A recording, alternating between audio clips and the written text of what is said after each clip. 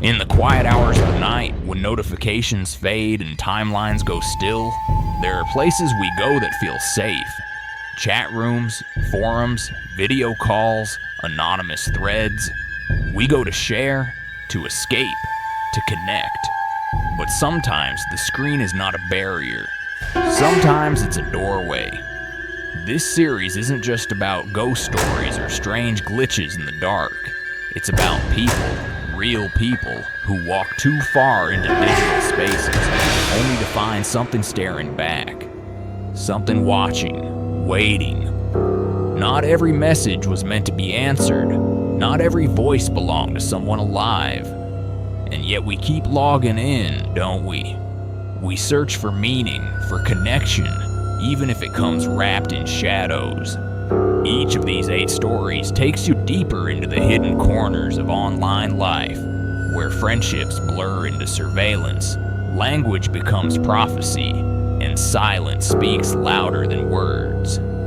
You'll meet voices that never log off, whispers that know your name, and rooms that don't exist on any blueprint, but remember you anyway. Some of these people came back changed. Some didn't come back at all, but every one of them left behind a warning. These are their stories, their confessions, their final messages, and somewhere between the words, between the lines, you might find yourself looking a little closer at your own screen. So if you've ever wandered into a chat at 3 a.m., matched with someone too perfect, joined a group that felt a little too curated, or heard your name in static, this is for you.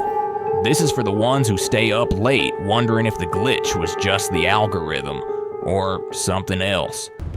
We're not here to scare you. We're here to remind you the internet never forgets, and sometimes it listens back. Now lean in, turn off the lights, and remember, you're not alone out there. Our first story begins not with noise, but with silence. A private message, a dark room, and a voice that should have never known your name. Some conversations don't stay confined to the screen. Some want more. Darkroom. Olivia adjusted her webcam carefully, checking her reflection once more before starting the live stream. Her small apartment near downtown Portland was illuminated softly by the warm glow of fairy lights, lending a cozy, comforting atmosphere. A stark contrast to the dark content she'd recently stumbled upon online. Welcome back, everyone, she began with a practiced, confident smile. Today, I have something a bit different to discuss. While Olivia enjoyed streaming lifestyle content, her recent experience had left her shacking. A friend had casually recommended an obscure chat room called Darkroom, a platform where users shared mysterious webcam snapshots taken exclusively at night. Initially curious and amused, Olivia soon became uneasy when she saw her own face staring back at her from the screen, images captured from impossible angles outside her apartment window. Anxiety gnawed at her thoughts, and paranoia crept into her usually carefree life. The chat room had no usernames, only images time-stamped with strange codes. Olivia spent days trying to decode them, hoping to find some logical explanation or clue behind this unsettling mystery. Olivia, are you all right? Ruby asked gently the next afternoon, noticing Olivia's distant stare. Ruby, her best friend and barista at their favorite coffee spot, Brewed Awakening, always seemed to sense when Olivia was off balance. It's that chat room, Olivia finally admitted, her voice low. At first, it was just interesting, but now I feel like someone's watching me. Ruby frowned, leaning in slightly. Maybe it's just some creepy online prank. You know how weird the internet can get. Olivia wanted to believe that, but her gut told her otherwise. That night, after another unsettling live stream where she found it difficult to keep up her cheery demeanor, Olivia couldn't resist logging back into Darkroom. Her heart raced as a new image appeared. A picture of Ruby serving coffee, taken from just outside the cafe. Fear tightened her chest, and she called Ruby immediately. "Ruby, someone took a photo of you today at work. You have to be careful," Olivia urged. Ruby hesitated, clearly unnerved. "Liv, maybe it's time we called the police." "And tell them what exactly?" Olivia replied, frustrated and afraid. "That someone on a creepy chat room is sharing our pictures?" Ruby sighed softly. "Maybe you should stay off the site. It's only fueling your anxiety." Olivia knew Ruby was right, but a darker part of her couldn't let go. She felt compelled to uncover who was behind this. It felt personal now. Over the next few days, the images escalated, becoming more invasive. Snapshots of Olivia grocery shopping, jogging at the park, even taking out her trash. The sensation of constant surveillance haunted her every waking moment. One evening, as Olivia scrolled anxiously through the latest batch of pictures, Ruby knocked frantically at her door. "Liv, I recognize someone at the cafe today. A guy. He always comes in at the same time you do. He never orders anything, just sits quietly watching," Ruby explained breathlessly. A chill raced down Olivia's spine. She remembered him vaguely, quiet, almost invisible, blending into the background. Panic surged through her veins as she realized the danger they might both be in. "We need proof," Olivia whispered, determination battling her fear. Together, they devised a plan to confront him subtly the next morning, hoping to record the interaction and provide evidence to the authorities. The morning sun shone weakly through Portland's familiar gray sky, matching Olivia's anxious mood. They positioned their phones carefully, disguising them amongst the coffee cups and pastries at Ruby's cafe. Time seemed to crawl as they waited, hearts pounding as they pretended casual chatter. Then he arrived, quiet, nondescript, his eyes darting nervously around. Ruby greeted him with practiced calm, her voice steady. "Good morning. What can I get for you today?" The man hesitated, eyes flickering to Olivia. He visibly stiffened, sensing something was off. Olivia felt her pulse quicken. This was their moment. "Why are you following us?" Olivia demanded suddenly, surprising even herself with the strength in her voice. I don't know what you're talking about," he stammered, clearly unsettled. "We've seen your pictures," Ruby interjected firmly. "You've been watching us, following us around. It stops now." The man trembled slightly, glancing furtively between them. "It's not just me. There's a whole group. We're everywhere. You shouldn't have logged into Darkroom," he whispered desperately, his eyes haunted. "I was just following instructions. You don't understand. They're always watching." Olivia felt sick, reality spiraling dangerously out of control. "Who are they?" Before he could reply, he bolted from the cafe, vanishing swiftly into the bustling morning streets. Shaken, Olivia turned off her hidden phone recording and looked at Ruby, their faces mirroring mutual dread. "We have to report this," Ruby insisted gently, reaching out to steady Olivia's shaking hands. "Olivia, no online thrill is worth our safety. No amount of curiosity should put us in danger like this." Olivia nodded weakly, finally grasping the gravity of Ruby's words. "You're right. I should have stopped long ago." Together, they handed the footage to the police, starting an investigation that quickly revealed the disturbing scope of Darkroom, a group dedicated to stalking users and spreading fear online, turning casual curiosity into real-world terror. Olivia returned to her live streams eventually, but her content changed dramatically. She spoke openly about her experience, educating her viewers on the importance of online safety and digital privacy. We often forget how easily our privacy can be invaded, she warned gently, her eyes sincere and earnest. Be cautious with your curiosity online. Trust your instincts. If something feels off, it probably is.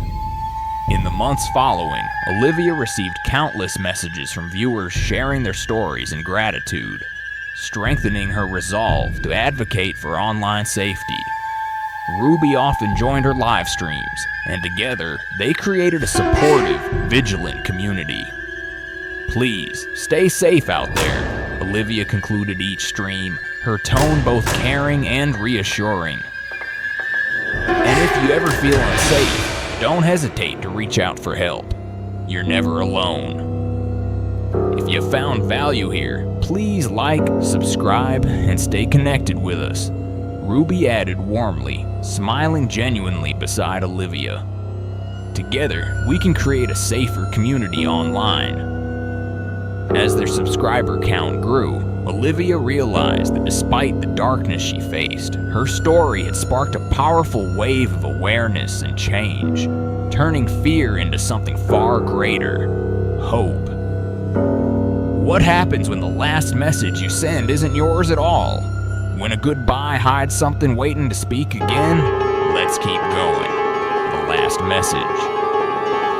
Ethan glanced at his laptop screen, the soft hum of chatter around him blending seamlessly into the eclectic music at Buzzmill Coffee.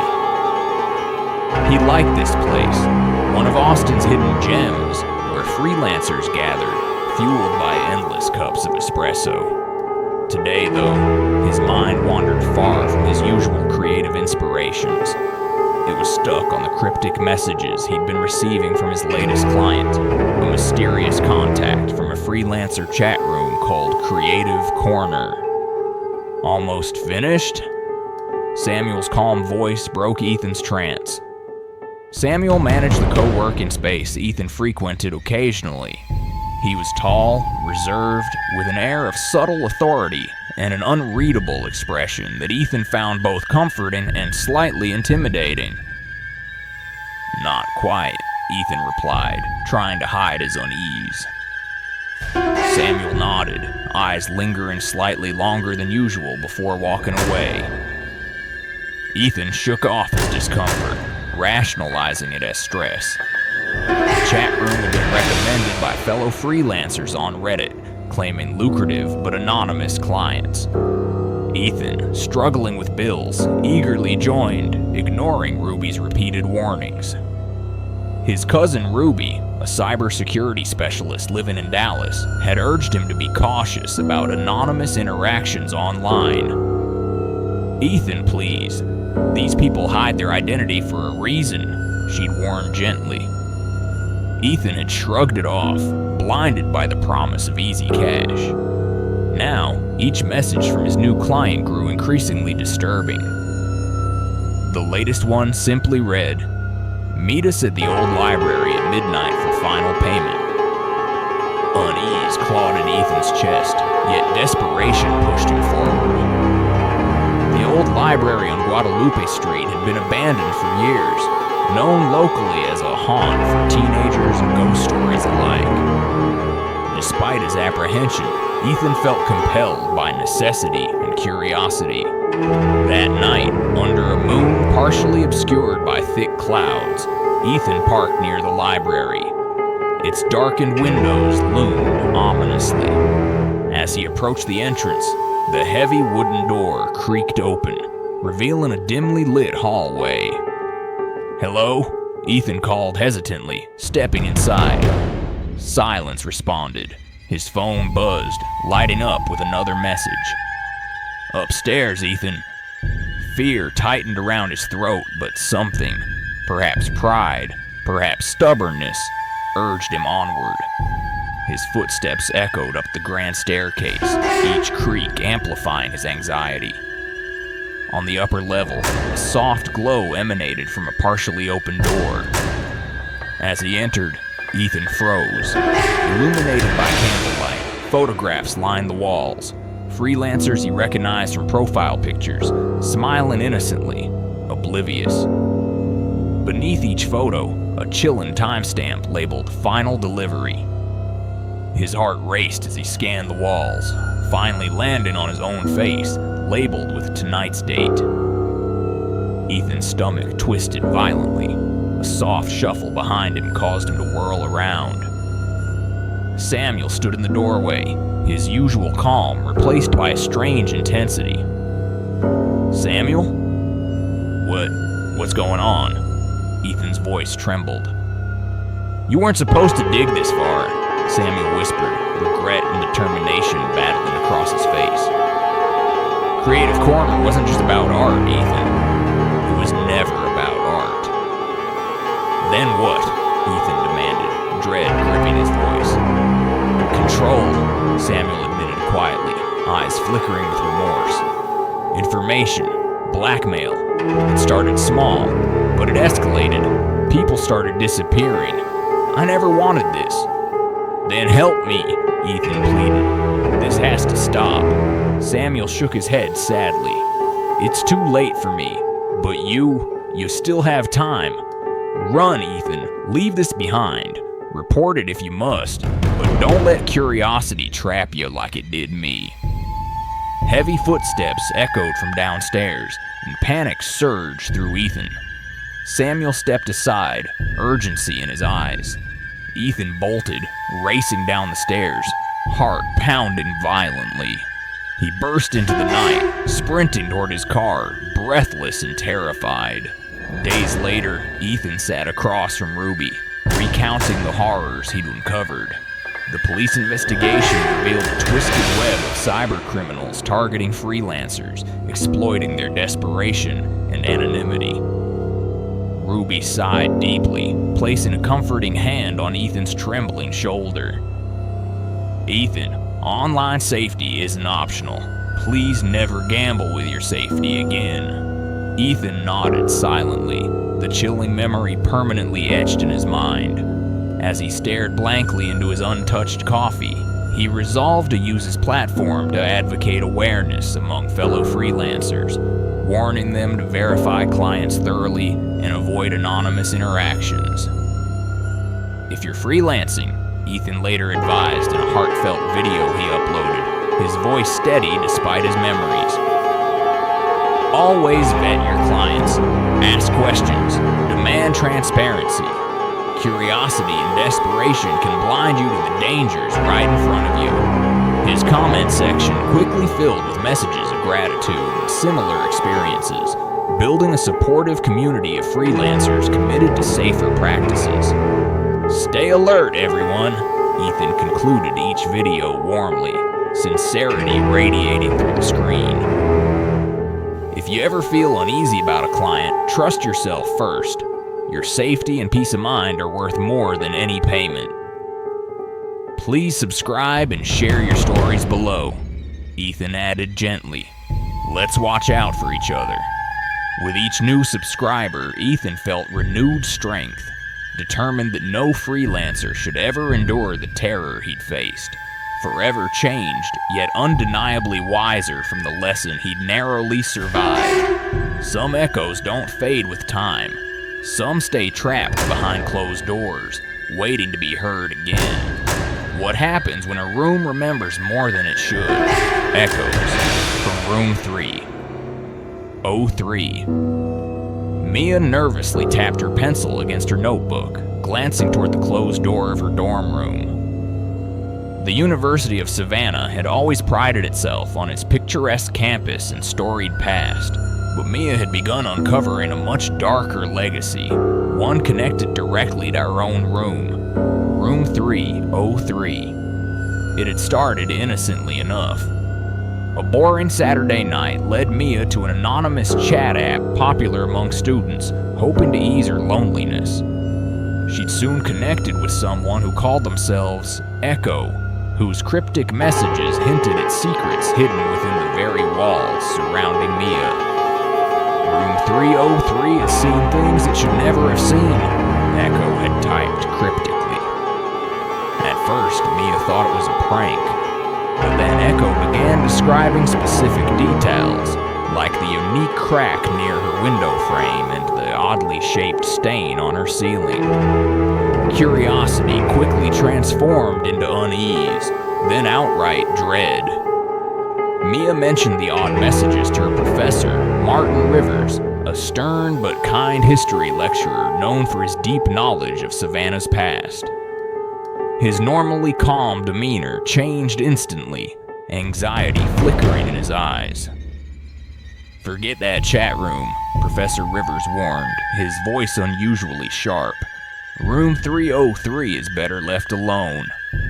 His reaction only intensified Mia's curiosity. She couldn't stop herself. Digging into university archives late at night, Mia discovered unsettling reports. A student named Abigail Harris had vanished without a trace exactly 30 years ago, last seen in room 303. Late that night, Mia confronted Echo online. "Who are you really?" she demanded. "Someone who never left room 303, Echo replied chillingly. Her heart skipped a beat. The realization settled coldly in her bones. Echo was Abigail. Terrified yet drawn deeper, Mia began questioning Professor Rivers again the next day after class. He sighed deeply, shoulders slumping under invisible weight. Finally, he revealed his connection. "Abigail was my student," he admitted softly, regret clouding his eyes. She'd become obsessed with the supernatural, convinced she'd contacted spirits through a chat room prototype I had created as part of my research. I dismissed it as superstition, and then she vanished. Guilt twisted visibly on his face, a confession decades overdue. "Mia," he urged desperately, "stop this before history repeats itself. Some doors aren't meant to be opened." Mia felt conflicted, haunted by Abigail's plight, but terrified of her fate. That night, Echo's messages grew frantic, desperate. "You must help me escape room 303, or you'll take my place," Echo warned ominously. Mia's pulse thundered in her ears as a knock sounded on her door. Trembling, she opened it to find Professor Rivers standing there, eyes wide with panic. "It's happening again," he whispered urgently. "I felt it. She's here."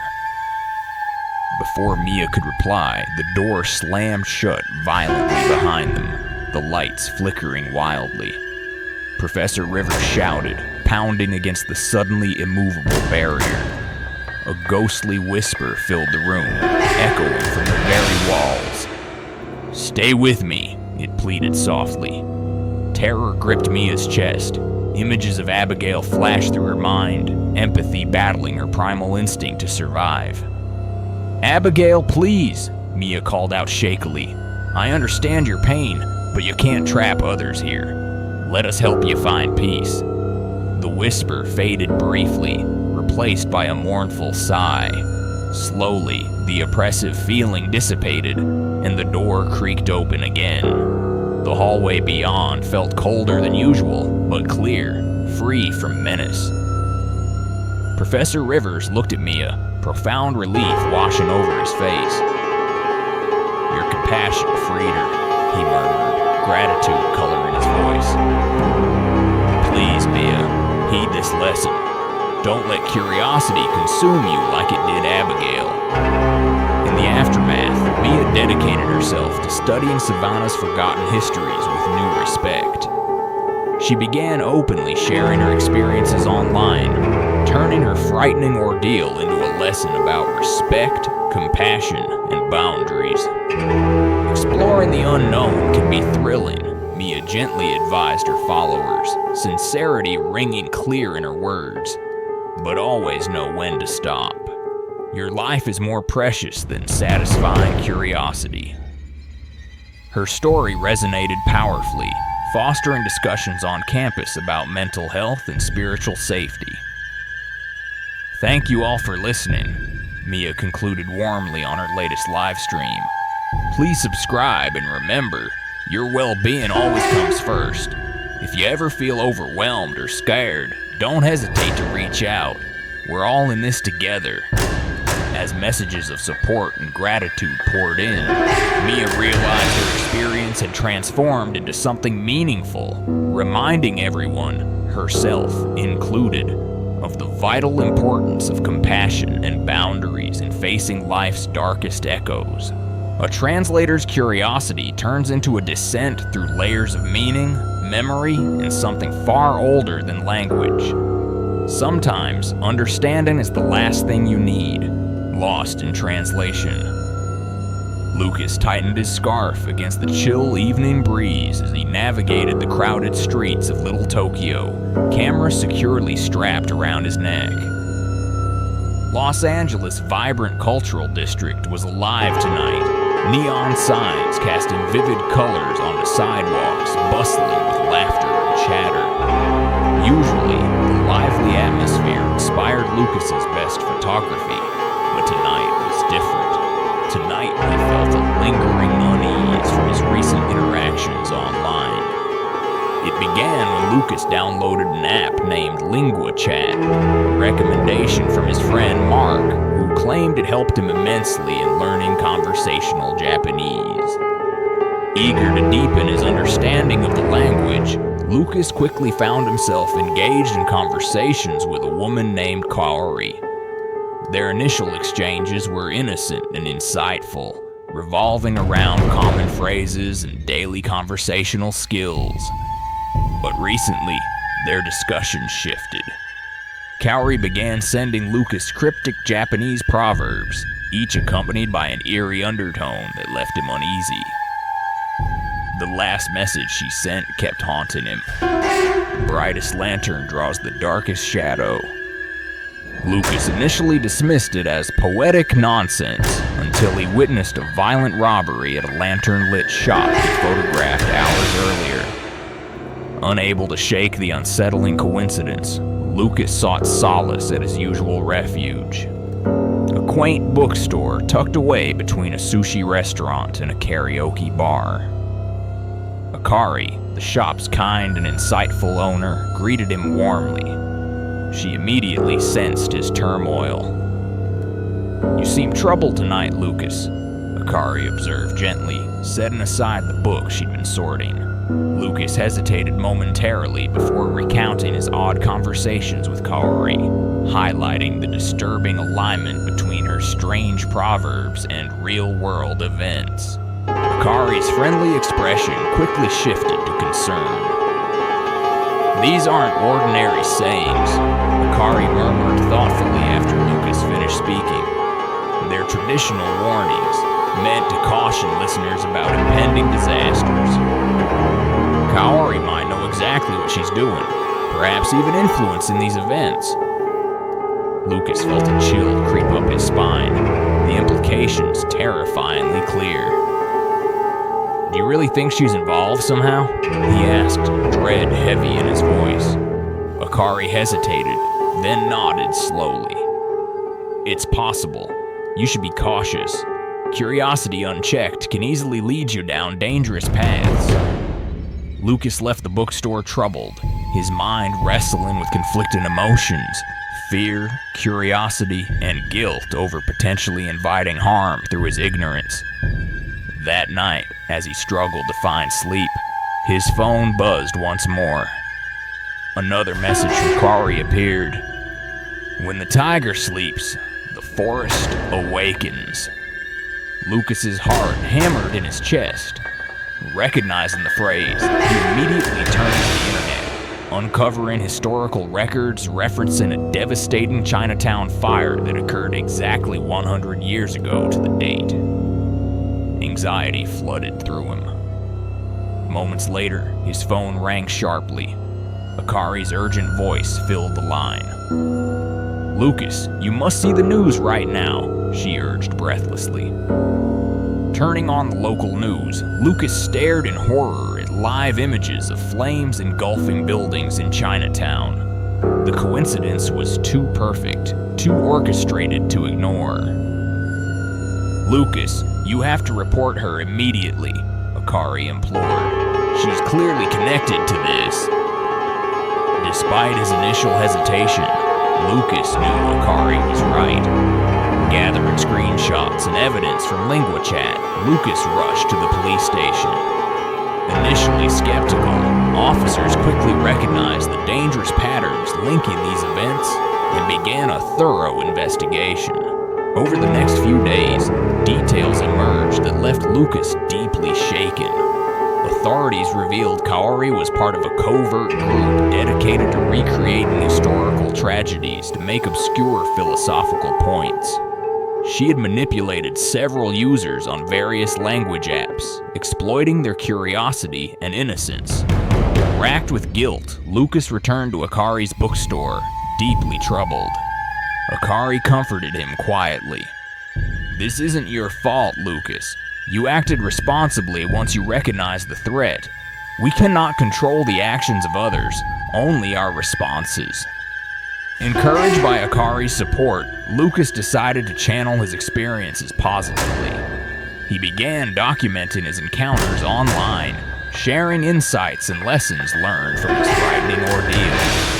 His heartfelt videos soon attracted thousands of views and comments, creating a supportive community that openly discussed online safety. Lucas frequently emphasized the delicate balance between curiosity and caution, reminding his audience of their responsibility to remain vigilant and skeptical of unusual online interactions. Curiosity is essential for growth, he explained earnestly, but never at the expense of your safety. Encouraged by the overwhelming response, Lucas collaborated with Akari to host local workshops on digital literacy and online safety awareness. Their joint efforts quickly gained momentum, leading to invitations for public talks at schools and community centers throughout Los Angeles. During these events, Lucas candidly shared his experience with Corey, detailing the subtle warning signs he'd initially overlooked. Akari complemented his narratives with insights drawn from cultural proverbs and historical anecdotes, educating their audience on how wisdom can be both enlightening and potentially misleading. Their partnership forged a powerful impact. Many attendees admitted having similar unsettling experiences online but lacked the knowledge or courage to address them openly. Lucas felt profound satisfaction, knowing their combined efforts were making tangible differences in people's lives. Each day, Lucas reminded himself and his community of the importance of vigilance. "Always listen to your instincts," he encouraged. "If something feels off, it probably is. Protecting yourself should always come first." His newfound purpose brought meaning from his troubling ordeal. Lucas had transformed an unnerving experience into an ongoing mission, educating others to recognize and respond responsibly to hidden online dangers. Inspired by these connections, Lucas vowed never to let curiosity blind him again.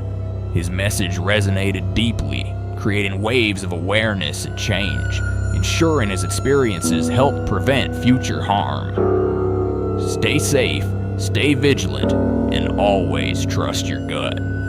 Lucas warmly concluded each presentation. "We're all navigating this digital world together. Let's make sure we do it wisely." As Lucas packed up his camera gear after another successful event, he felt a deep sense of fulfillment. Though initially driven by curiosity into darkness, he now stood firmly in the light of wisdom and vigilance, guiding others towards safer paths and brighter futures. Empathy can be powerful, but sometimes the ones who confess don't want forgiveness. They want an audience. Midnight. Confessions. Charlotte sat cross-legged on her couch, laptop glowing against the dim light of her Seattle apartment. Rain drizzled against the windows, a familiar rhythm in Capitol Hill. Her day job as a therapist left her drained, but every night she logged into a volunteer mental health forum, a place where strangers sought comfort, advice, or simply someone to listen. She wasn't supposed to offer therapy there, just support, empathy, presence. But one user's messages had started to rattle her. Username, Red Candle.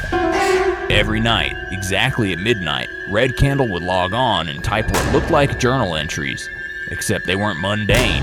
They were confessions. I watched her sleep again. She never locks the window. I held the knife too long tonight. The blood was warmer than I thought it'd be. At first, Charlotte thought it was a dark form of creative writing. Maybe someone processing trauma through fiction. But the tone was always flat, clinical, emotionless, real.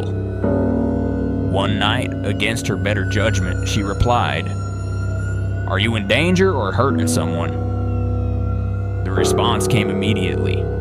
"I'm not in danger, but I've hurt people, and I think I'll hurt more." Charlotte's stomach turned. She screenshotted the chat and sent it to the forum's admin, but the admin replied 2 hours later. The message thread was gone.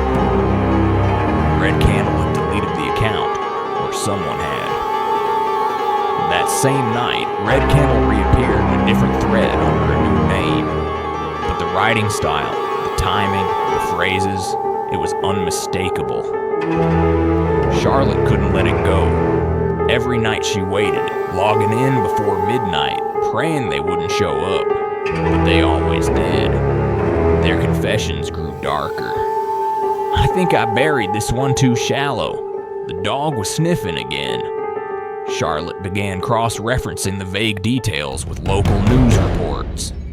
And to her horror, some lined up.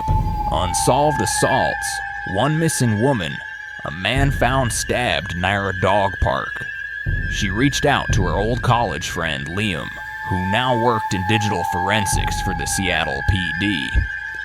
He was skeptical, but Charlotte's evidence intrigued him enough to take a look. "You're playing with fire," he warned after reviewing her screenshots. "If this is real, they might be watching who pays attention." Still, he agreed to trace the IP if Red Candle posted again. That night, Charlotte waited. Midnight came, then 12:01, then 12:03. Nothing. Her heart raced, hands cold. Then finally, 12:06, a new post. "I saw her tonight, the therapist. She's prettier in person." Charlotte froze. Her breath caught. She slammed the laptop shut and stumbled backward from the couch. Was it her? Did they mean her? Her phone buzzed. A message from an unknown number. "That blue sweater suits you. R." Terror flooded her chest. That was what she wore today. She hadn't posted pictures. She hadn't even gone anywhere but the store. Unless... She turned slowly toward her apartment window. Across the street, a man stood under a flickering lamppost, unmoving, watching. She dialed 911, her voice trembling. Officers arrived within minutes. By then, the man was gone. Liam called the next morning. "We traced the last post. It came from 2 blocks away. You need to leave your apartment, now." Charlotte packed a bag and went to stay with her sister across town. The police began a formal investigation, and with Liam's help, they linked Red Candle's activity to a string of violent crimes. But the suspect remained elusive, changing accounts, using different networks, always staying one step ahead. Charlotte couldn't sleep. The weight of every midnight confession pressed into her mind. She blamed herself. Had she responded too soon? Had she provoked them? One night, at her sister's house, a letter arrived in the mailbox. No stamp, no address, just her name. Inside was a single sentence. "Some people want to be understood, others want to be found." It wasn't signed. Charlotte didn't return to the forum after that. She began therapy herself, working through the trauma of being stalked by a ghost in the wires. She spoke out about her experience, cautiously, in podcasts and interviews. Not for fame, but for awareness. She reminded people, empathy is powerful, but it can also make us vulnerable. When someone starts confessing in the dark, ask yourself, are they seeking help or are they enjoying being watched? She encouraged better moderation, smarter online safety practices, and most of all, trusting your gut. She even worked with Liam and others in law enforcement to develop digital warning systems for online platforms. In time, Charlotte founded an online support network where volunteers were trained to recognize signs of predatory behavior. She turned her trauma into advocacy. Her voice, once shaky, now carried weight. Listen, she would say in seminars, compassion should never cost you your life. Learn the difference between those who need help and those who hide behind it. A student once asked her what she would say to Red Candle now if given the chance. Charlotte paused, then answered, I'd say I heard you, but I'm not yours to haunt. That statement, later shared widely online, became a mantra among digital safety circles. Charlotte ended one of her final live streams with a quiet, resolute message. If you're ever scared, talk to someone. Don't keep it to yourself. And if this story helped you, please stay with us. Subscribe, share, and protect one another. Midnight isn't the only time people need to be heard. And in a small apartment somewhere in Seattle, the rain tapped gently against the glass, but the screen stayed dark. Not all digital friendships are built on honesty. When strangers gather offline, the truth has nowhere to hide. Offline friends. Trevor had always been a loner, not by nature, but by circumstance. After moving to Tucson for a tech job that demanded little human interaction, he fell into a routine that was quiet, predictable, and a little too lonely. Nights were the worst. The desert air turned cold, and the silence in his apartment felt thick. To escape it, he started spending time on a niche chat platform called Nest, advertised as a safe space for digital introverts. It was quiet there, intimate, no aggressive threads or viral arguments, just people who'd like to talk without being seen. There were 5 regulars besides him: Jules, a teacher from Utah; Maura, a self-proclaimed empath from somewhere in Oregon; Lynn, a coder from Ohio; Father, who claimed to be an ex-priest; and Silas, the quiet one. Silas rarely typed, but when he did, his words felt precise, heavy, almost rehearsed. The group became Trevor's lifeline. Every night at 10 p.m. sharp, they'd meet in the thread, share stories, vent about work, exchange weird memes. Trevor never shared photos. That was part of Nest's appeal. Voices only, usernames, no faces. You could be vulnerable without being real. It started as a joke, but Maura was the one who pushed it. Digital bonds are real bonds, she said. We deserve a weekend away together. Ireland. There was resistance, naturally. Jules was married. Lynn was skeptical. But slowly, the idea grew legs. Someone suggested an Airbnb in Sedona, central enough, remote enough, and strangely, everyone agreed. The house was a modern structure tucked into red rock, isolated but beautiful. Trevor arrived first. He felt nervous, but also excited. Real faces to names. Maybe it would be like the chat room, but warmer. He was halfway through unpacking when the others started showing up, one by one, just as planned. Except no one introduced themselves with their real names. They stuck to their usernames, even in person. It should have been funny. It wasn't.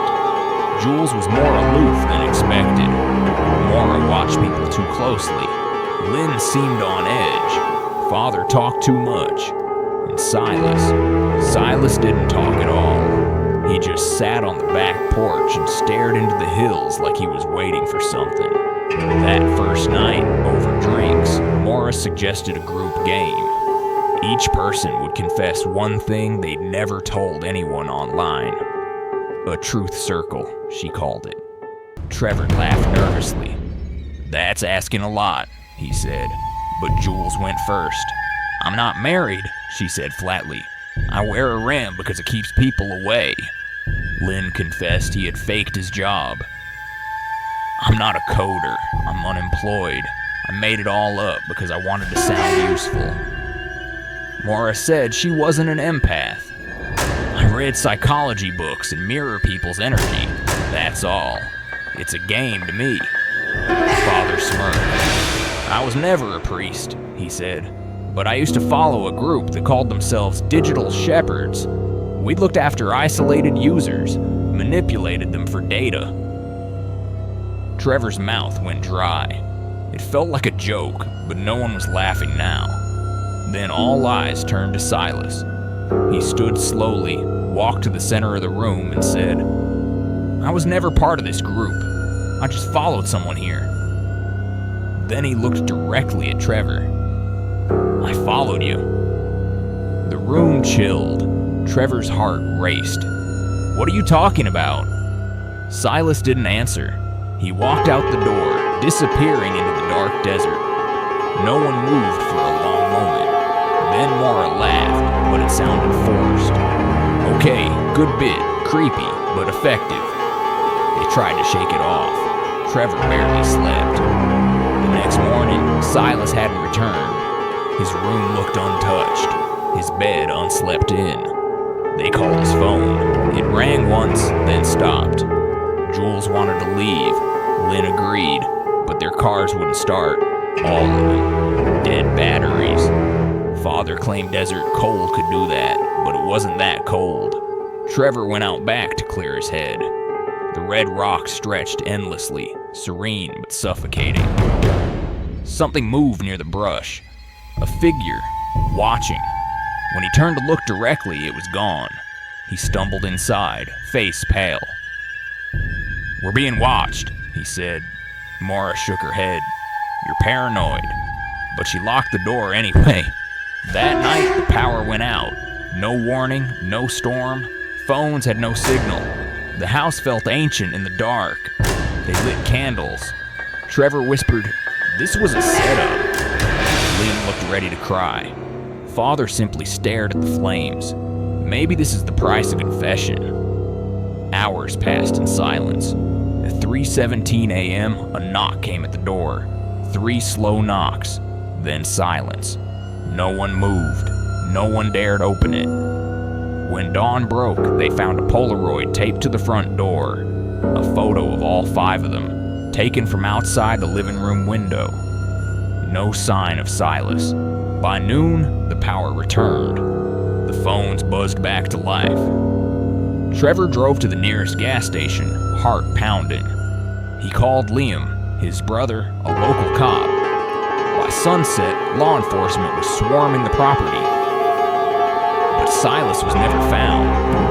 The camera that had taken the photo, hidden in the rocks, camouflaged. Its SIM card filled with hours of footage, mostly focused on Trevor.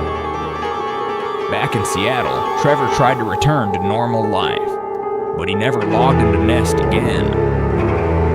He spoke at tech conferences about the hidden risks of online anonymity, about how we trust avatars more than faces. He warned people, some digital friendships aren't just fake, they're traps. Someone out there is always listening, watching. His final message in the conference was simple. Be careful who you open the door to, online or off. Then he paused and said, "If this resonated with you, subscribe, share it, and please stay alert. The desert isn't the only place shadows hide." What he didn't mention, what still haunted him most, were the dreams. Silas appearing at the foot of his bed, the faint sound of typing in an empty room, the strange envelope that arrived with no stamp, containing only a USB drive titled, "We're still friends, Trevor." He never opened it. Instead, he burned it, watched it melt into ash, and somewhere, in another anonymous thread, a new user joined. Username, Candle Returned. First message, back where we started. Even in a hospital full of life-saving machines, something ancient can speak through wires. and sometimes it types back. Night shift chat room. Marcus had worked the graveyard shift at the Beckwood Regional Hospital in rural Pennsylvania for nearly 2 years. He wasn't a nurse or a doctor, but a low-ranking IT technician whose job was to monitor network traffic and update outdated systems during the dead hours between midnight and 6 a.m. The job was monotonous but paid well, and he liked the quiet. Hospitals at night had their own rhythm. A mechanical breathing of machines, occasional hallway footsteps, murmurs from dimly lit rooms. But above all, he liked being invisible. It started with boredom. Around his 6th month, Marcus stumbled across an internal messaging server deep in the hospital's legacy software, labeled simply as staffcom/old chat. It was obsolete, left over from a discontinued communication system the hospital used back in the early 2000s. Curious, Marcus booted it up. To his surprise, the interface worked. More surprising, someone else was online. The username was just no profile picture, no credentials. At first, Marcus thought it was a glitch or some ghost of an old staff profile left floating in the system. But then the messages started. Still awake? Marcus hesitated before typing back. Yeah. Who's this? A pause. Then, night shift, buddy. We all need one. At first, the messages were harmless. Short banter. The kind you'd expect from two people trying to stay awake in a lifeless building. EH talked about working nights for decades. He seemed to know the hospital like the back of his hand, mentioning structural details Marcus hadn't even noticed. You ever see the old stairwell behind radiology? The one with the lock that doesn't lock? No, Marcus replied. Go look. There's a surprise. Against his better judgment, Marcus did. Past radiology, down a corridor that no longer had signage, he found the stairwell. The rusted sign above the door read, "Maintenance use only." The lock was there, but broken. Inside, concrete steps led down into pure darkness. A cold draft blew up from the unseen depths. Marcus didn't go further, but his skin crawled. When he returned to the terminal, EH had already messaged. You felt it, didn't you? After that, the tone changed. EH asked questions, personal ones. Do you ever hear footsteps on the 3rd floor, even though it's closed for renovation? Have the elevators ever taken you somewhere you didn't ask to go? What do you do when you realize the person pushing the gurney isn't wearing shoes? Marcus stopped replying. For a week, he ignored the chat entirely. But then the server wouldn't shut down. Even after disabling the program, his system would restart and open it again. Messages poured in every night. Don't be rude, I kept you company. I know you're alone in the server room. I liked it better when you talked to me. Marcus reported the issue to his supervisor, who brushed it off. Probably some old code bug. That system hasn't been used in years. Marcus insisted it was active, but no one took him seriously. They told him to stop playing with things he didn't understand, so he stayed quiet. But then the messages turned visual. One night, EH sent a file attachment, .jpg, labeled Room 405. Marcus hesitated, then opened it. It was a grainy photo of a patient's room taken from the hallway window. The lights were off, the bed was empty, but in the corner, hunched against the wall, was a figure with no face, just a blur where features should be.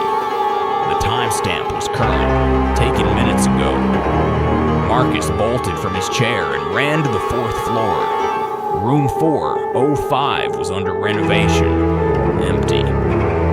He opened the door slowly, heart hammering. The bed was stripped, plastic-covered tools sat in the corner, but a faint outline on the wall, smudges in the dust, suggested someone had been sitting there, watching.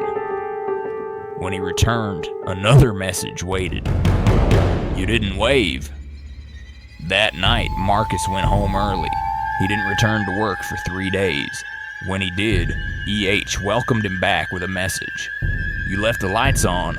She doesn't like that. He tried everything, wiping the server, cutting power to the terminal, even replacing the entire workstation. Nothing worked. The messages continued. They weren't confined to the server anymore. They appeared as sticky notes on his locker, as printouts in the copy room, on the mirror in the men's bathroom. He began having nightmares of empty halls filled with static, of stretchers rolling by themselves, of whispering voices in the vents. His appearance degraded. Sunken eyes, pale skin. Co-workers noticed but said nothing. No one wanted to acknowledge what lingered in the hospital after midnight. One night, desperate, Marcus sent a message back. "What do you want?" EH replied instantly. "For you to stay." That was the last message he received. After that, the server went blank. But something had changed. The hospital no longer felt empty. Doors he knew were locked were found open. Supplies moved. Cold spots lingered. And the figure from room 405, he began to glimpse it more and more, in reflections, in the background of hallway cameras, in his peripheral vision when walking alone. Marcus quit 2 weeks later. He moved to a new city and took a day job. Something normal, something bright. He never spoke of Beckwood again, except once, during an interview on a podcast about haunted technology. He shared just enough to scare listeners, then ended with a quiet warning. Some systems don't go offline just because you stop logging in. Some connections keep pulsing long after you walked away. He paused, then added, "If you ever see a server labeled Old Chat, do yourself a favor. Let it stay forgotten." A few months later, Marcus received a package. No return address. Inside, an old hospital pager. Dead screen. Silent. Until midnight. It buzzed once. Just once. The display lit up for a moment. A single message. "Still awake? Some doors aren't supposed to be found. Some rooms listen more than they reveal. And for some who enter, silence is the last thing they'll ever hear." The silent room. Riley transferred to Lockridge High School in the middle of junior year, an awkward time for anyone to start over. The campus was large but aging, all gray concrete halls and flickering fluorescence, with a student body that kept to their own established cliques. Riley, quiet by nature, didn't mind. She preferred observing. That was how she noticed the strange absence everyone else seemed to ignore. A small room on the second floor, wedged between the art lab and the faculty lounge. The door was unlabeled, painted the same dull gray as the walls around it, blending in so seamlessly it felt like the school was trying to forget it existed. Her homeroom teacher called it a storage room. But no one ever went in or out. There were no maintenance signs, no deliveries, and no rumors. It was like the space didn't exist in student memory, yet Riley passed it every day. It gnawed at her curiosity. One afternoon, while waiting for a teacher conference to start, she loitered by the hallway. The door to the silent room was cracked open. Inside, darkness, pure and unnatural. No dust, no shelves, no smell, just still air. As she stepped forward, a voice interrupted. "That room's not for you." Riley turned to see a girl her age, slim, serious, and with an intensity in her eyes. "I'm Lila," she added, "and trust me, you don't want to go in there." They talked. Lila explained that she too had transferred not long ago and had been drawn to the room. She warned Riley not to listen if the room ever called. Riley laughed nervously, unsure if it was a prank, but she couldn't stop thinking about it. That night, she searched the school's old blueprints online. The room wasn't there, The corridor was supposed to end at the faculty lounge. The next day, she returned early, phone ready to record. The room was closed. No handle, no keycard reader, just a smooth gray panel. She knocked. No response. But in the following days, weird things happened. Her phone alarm rang at exactly 3:03 a.m. every night. Her gallery filled with blank black photos she hadn't taken. Her earbuds played soft whispering beneath the music, whispers repeating the same phrase. Sit down. Listen. Remember. She asked Lila again. What is that room? Lila hesitated, then admitted, it's not part of the school. It's part of something else. I think it listens to people. The obsession grew. Riley began skipping class to sketch out what little she knew. One morning, she found a folded note in her locker. Meet me inside. Bring nothing but memory. There was no signature. Lila was absent that day. Riley hesitated until 6th period.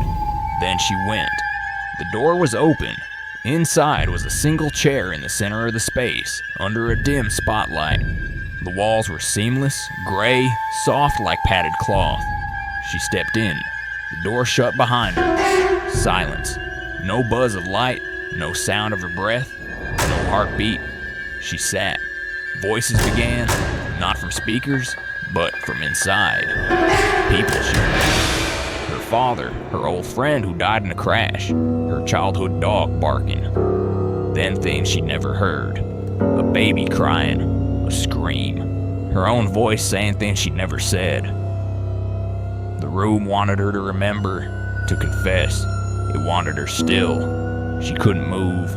Then a hand touched her shoulder. Lila. Don't listen too long, she whispered, pulling Riley out. The hallway was empty. The door closed. Riley collapsed, cried, but not from fear. Something deeper, something unexplainable. Lila helped her up, walked her downstairs, and told her to forget it ever happened. If you think about it too much, she said, it'll think back. She and Lila never spoke of it again. But Riley changed. She began to hear the emotions of others more clearly. Not thoughts, just the weight of unspoken things. Regrets, joy, secrets. She wrote them down, not knowing where it came from. It helped people. A teacher who almost quit. A student thinking of dropping out. She said just enough at the right time, and they looked at her differently, like she saw them. One day, Lila was gone. Vanished. No transfer record. No one remembered her. But Riley did. And every day, as she walked by the second floor hallway, she left a word outside the silent room. Just one. She never looked inside again. Until one day, the door opened by itself. A whisper. It's your turn to listen. She stepped inside and never came out. Weeks passed. A substitute filled Riley's seat. Her name faded from attendance sheets. Teachers whispered about runaway theories, but nothing concrete. So her locker was cleaned out. Her notebooks, filled with phrases and half-formed sentences, were boxed and left unclaimed. Only one person seemed to notice something was off. Jonah, a junior who shared an elective with Riley. They'd barely spoken, but he remembered her silence. Comfortable, curious silence. He remembered how she once told him, "You don't always have to say something to be heard." He started walking past the second floor hallway every day. One afternoon, he found a word taped to the door. Wait. The next day, listen. Then, remember. The door never opened for him, but he started writing, like she did. He started noticing emotions behind voices, seeing the heavy air around certain people. And one night, as he sat alone in his room, headphones on, a whisper broke through the static between tracks. Sit down, listen, remember. He closed his eyes and started writing. Somewhere behind a door that shouldn't exist, Riley sat in the chair, eyes closed, listening, because someone always has to listen. And now, Jonah listens too, in the quiet spaces between thoughts, in the lingering stares of forgotten students, in the hum of empty classrooms, where something more than silence lingers. He doesn't visit the room anymore. He doesn't need to. Whatever it was that lived inside, it's awake now, and it moves through the hallways just like anyone else, but it only stops for those who listen. So Jonah writes, not to be published, not to be read, just to record. One day, someone else will find the door, and they'll need to know, they'll need to remember. But silence doesn't mean the story's over. Sometimes it's just the space before a final truth. Let's step back and take a breath. Because now we look at what all these stories left behind. 8 stories, 8 digital footprints left in places no one should have entered.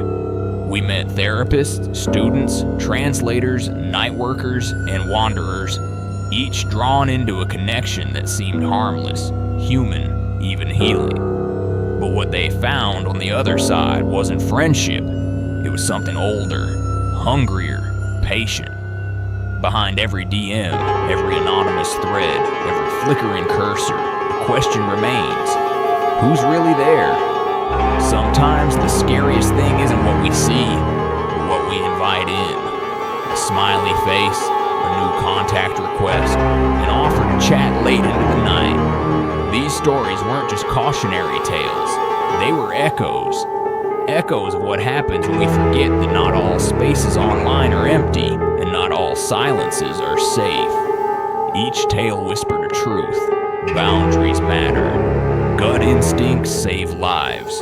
And trust, true trust, takes more than shared usernames and a late-night confession.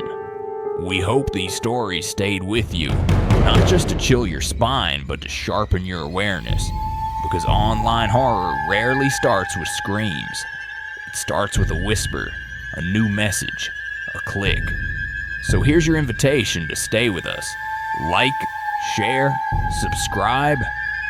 But more than that, stay alert, stay curious but cautious. Talk to someone, not just behind a screen, in the real world. The one with messy feelings, real voices, and rooms that echo only your own footsteps. And if you ever hear a voice at midnight asking, "Still awake?" don't answer. Log off. Thank you for watching. Stay safe, stay human, and never forget, someone is always listening.